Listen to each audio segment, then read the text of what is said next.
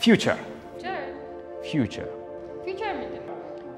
የ2018 የገርጂ አማኑኤል የትኩረት አቅጣጫ መተግበሪያ መርህ ቤተክርስቲያናችን ገርጂ አማኑኤል ባለፉት 10 ዓመታት ማህበሩን ለማነጽ ይቻል ዘንድ ልዩ ልዩ የትኩረት አቅጣጫዎችን ከጌታ መንፈስ በመቀበል ስታገለግል መቆየቷ ይታወሳል። ባሳለፍነው የ2017 ዓመተ ምህረት በጤናማ ዕውቀትና ልምምድ የመንፈስ ቅዱስ ህብረትን ማጠናከር በሚል መሪ ቃል ስለ መንፈስ ቅዱስና ስራዎቹ ስናጠና መቆየታችን ይታወሳል። በያዝነውም 2018 ዓመተ ምህረት ሁሉም በሙሉ ኃይልና ትኩረት ወደ ተልእኮ የሚል መሪ ቃል ይዛ የምትቆይ ይሆናል። ቤተክርስቲያናችን የ2018 የትኩረት አቅጣጫ በማድረግ ሁሉም የማህበሩ አባላት ሊያውቁትና ሊመሩበት የሚገቡ የትኩረት አቅጣጫዎች ከዚህ በታች የተቀመጡት ናቸው። አንደኛ፣ ሁሉም የቤተክርስቲያኒቱ አባላትና አገልጋዮች እንደ ቤተክርስቲያን ከእግዚአብሔር የተቀበልነው ራዕይ በሚገባ በመገንዘብ ብሎም ከጌታችንና ከመድኃኒታችን ከኢየሱስ ክርስቶስ ለተሰጠን ታላቅ ተልእኮ በሙሉ መሰጠት በቁርጠኝነትና በመናበብ እንዲያገለግሉ ማስቻል። ሁለተኛ፣ ቤተክርስቲያናችን አሁን ከደረሰችበት የእድገት ደረጃና በቀጣይ ከሚጠብቁን ሁሉን አቀፍ መስፋፋት አንፃር በተቀመጠው ግልጽ አቅጣጫና ያተገባበር ስልት ከልብ ማመን፣ ከራዕዩ ጋር በመንፈስ መጋባት፣ ከተልእኮ ጋር በስሜት መቆራኘት እና ለተግባራዊነቱ በአካል መነቃቃት ለነገ ሂደር የሚባል ጉዳይ አይደለም። ሶስተኛ፣ ለራዕያችን መሰረት የሆኑ ለውጥ የሚሹ ጉዳዮችን መለየት፣ በዚህም አገልግሎት ሂደት ውስጥ ለሚገጥሙ ማንኛውንም አይነት ተግዳሮቶች አስቀድሞ በመንፈስ መንቃትና በአእምሮ መዘጋጀት ለያዝነው ትልም መፈጸም እጅጉን አስፈላጊ ነው። በዚህ ጊዜ ይህን የትኩረት አቅጣጫ መያዝ ለምን አስፈለገ? የመጀመሪያውና ዋነኛው ምክንያት እግዚአብሔር ለቤተ ክርስቲያን የሰጠው የመንፈስ ቅዱስ ምሪትና ድምጽ በመሆኑ ነው።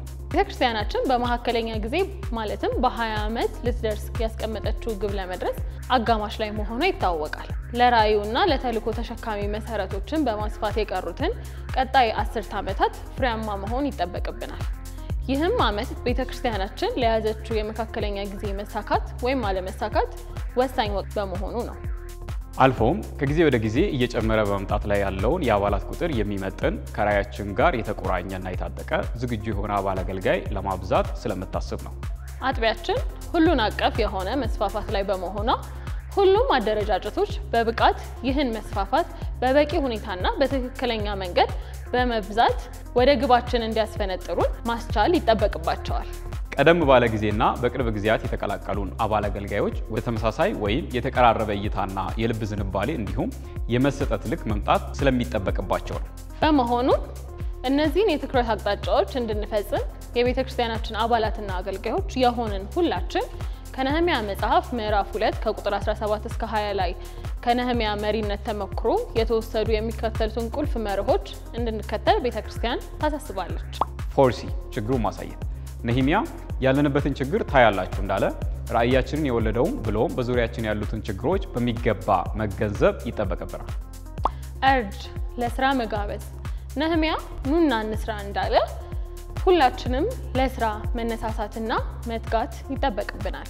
ታርጌት ጥበቃን ማንበር። ነህምያ ከእንግዲህ እንደዚህ አንሆንም እንዳለ ጥበቃችንን በማንበር ከስራው ማዶ የምንደርስበትን መቋጫ ከልባችን ጋር ማጋባትና በልባችን ውስጥ ማስረጽ ይኖርብናል። ሎኪንግ ኦፖርቹኒቲስ እድሎችን ማሳየት። ነህምያ የአምላኬ እጅ በእኔ ላይ እንደነበረች ንጉስም ምን እንዳለኝ ነገርኳቸው እንዳለ የአምላካችን ረድኤት በእጃችንና በዙሪያችን ያሉትን መልካም አጋጣሚዎች በሚገባ መረዳትና የልብ መበረታታት ከኛ ይጠበቃል። ሮል አውት ማስጀመር የመጨረሻው መጀመሪያ። ነህምያ መልካም ስራ ጀምሩ እንደሚል ማስጀመር የመጨረሻው መጀመሪያ በመሆኑ ሁላችንም ለስራው የምንነሳሳ መሆን ይጠበቅብናል። ኢንዴንጀርመንት ተግዳሮትን መለየት። በስራው ወቅት ነህምያ ነገር ግን ይህ እና ይህ የሚላቸው ተግዳሮቶች እንደገጠመው የሚገጥሙንን ውጫዊና ውስጣዊ ተግዳሮቶችን ማጤን፣ መለየትና መዘጋጀት ይጠበቅብናል። ኢንጌጅመንት አስተውሎት የተሞላው ምላሽ። በመጨረሻም ነህምያ እኔም የሰማይ አምላክ ያከናውንናል እኛም ባሪያዎቹ እንደገና ስራውን እንጀምራለን እናንተ ግን በኢየሩሳሌም ድርሻ ወይም ይገባናል የምትሉት ወይም የታሪክ መታሰቢያ የላችሁም ስል መለስኩላቸው እንዳለ ሁላችንም የማህበሩ አባላት ለሚገጥሙ መሰናክል በጥንቃቄ ምላሽ መስጠትና ልባችንን በመጠበቅ ስራውን ከግብ ለማድረስ መቀጠል ይጠበቅብናል። ስለሆነ በ2018 ዓመተ ምህረት ሁሉም በሙሉ ኃይልና ትኩረት ወደ ተልእኮው